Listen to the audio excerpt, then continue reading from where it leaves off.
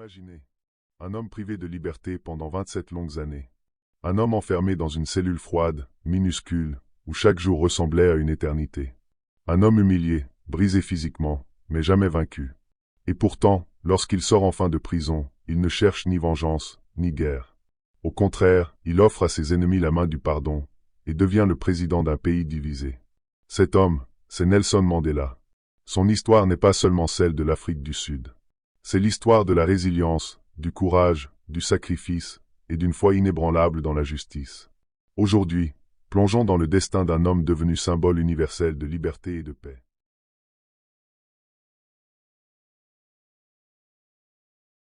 Nelson Rolihlahla Mandela naît le 18 juillet 1918 dans un petit village nommé Mvezo, en Afrique du Sud.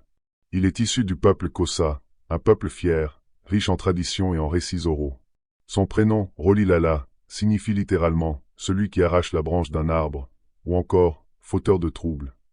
Un surnom qui, avec le recul, annonçait déjà la mission de toute sa vie, déraciner l'injustice. Mandela grandit dans la pauvreté. Mais il est aussi marqué par une enfance empreinte de dignité et de culture. Orphelin de père à l'âge de 9 ans, il est confié au régent d'une chefferie traditionnelle. C'est là qu'il découvre les récits des anciens, l'art de la parole, l'importance de l'autorité et du consensus. Très tôt, il comprend que la parole peut être une arme. Et c'est ce qui le guidera, tout au long de sa vie. À l'école missionnaire, il reçoit un prénom anglais, Nelson. Une manière pour les colons de gommer l'identité africaine des enfants. Mais pour Mandela, ce prénom n'effacera jamais ses racines. Plus tard, il devient le premier de sa famille à fréquenter l'université. Il étudie le droit à Fort Hare, une université prestigieuse pour les Noirs d'Afrique du Sud. C'est là qu'il découvre un mot qui ne le quittera jamais, justice. Il dira plus tard, « L'éducation est l'arme la plus puissante que vous pouvez utiliser pour changer le monde. »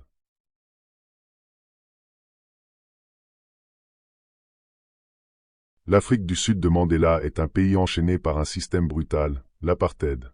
Mis en place officiellement en 1948, ce régime sépare les Blancs des Noirs dans tous les aspects de la vie comme écoles, hôpitaux, transports, quartiers. Les Noirs n'ont aucun droit politique, sont exclus des zones réservées aux Blancs et subissent des violences quotidiennes. Mandela, devenu avocat à Johannesburg, voit chaque jour l'humiliation de son peuple. Il défend des ouvriers maltraités, des familles expulsées, des femmes battues par la police. Mais rapidement, il comprend que le droit, seul, ne suffira pas. Alors, il s'engage dans le Congrès national africain, ANC.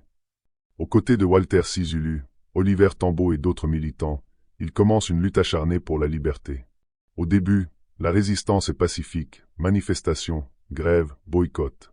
Mais face à la répression sanglante, Mandela et ses camarades prennent une décision difficile. En 1961, il crée une branche armée de l'ANC, Umkhonto we Sizwe, la lance de la nation.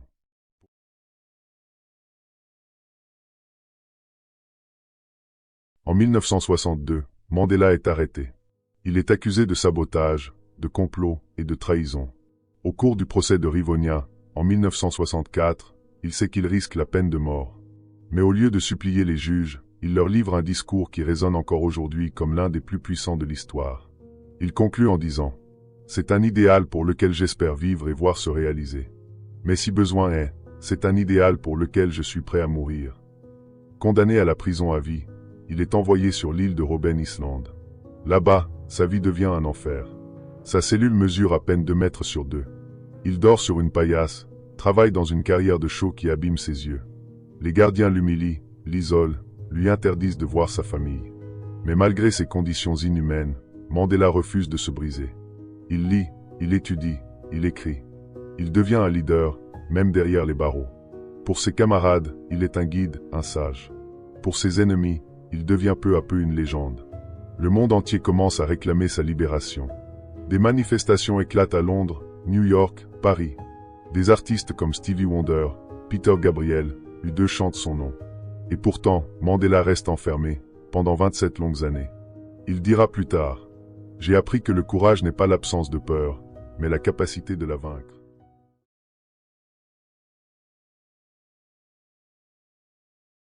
Le 11 février 1990, le monde retient son souffle. Les portes de la prison s'ouvrent. Nelson puissante.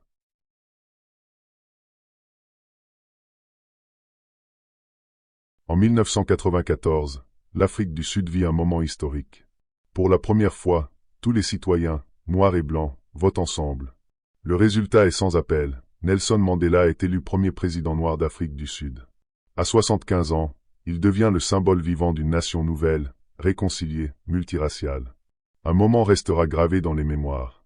En 1995, lors de la Coupe du monde de rugby, Mandela porte le maillot des Springboks, l'équipe nationale longtemps symbole de l'élite blanche. En un geste,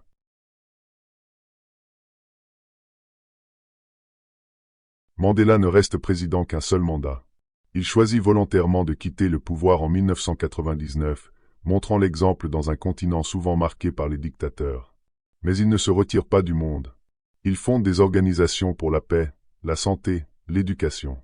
Il lutte contre le sida, soutient les causes des opprimés, inspire les nouvelles générations. Partout sur la planète, son visage devient un symbole. L'ONU déclare même le 18 juillet, jour de sa naissance, Journée internationale Nelson Mandela. Jusqu'à sa mort en 2013, il incarne une idée simple, mais puissante. Je ne perds jamais. Soit je gagne, soit j'apprends.